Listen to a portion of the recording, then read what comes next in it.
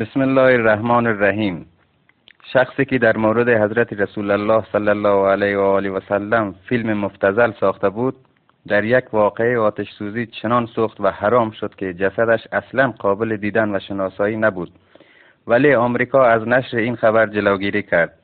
یک خواهر فلسطینی این واقعه را خواب دیده و گفته که هر کس این خبر را پخش کند 4 ساعت بعد پاداش این کارش را خداوند پاک می دهد. شخص دیگری به نام محمد حضرت رسول الله صلی الله علیه و آله و سلم را در خواب دیده که به او گفته به تمام مسلمانان بگو کسی که این خبر را نشر کند خداوند بعد از 4 روز به او پاداش فراوان داده و خوشی بسیار نصیبش می شود و هر کس که نسبت به این خبر بی تفاوت باشد و نادیده بگیرد دچار ناراحتی و غم می شود.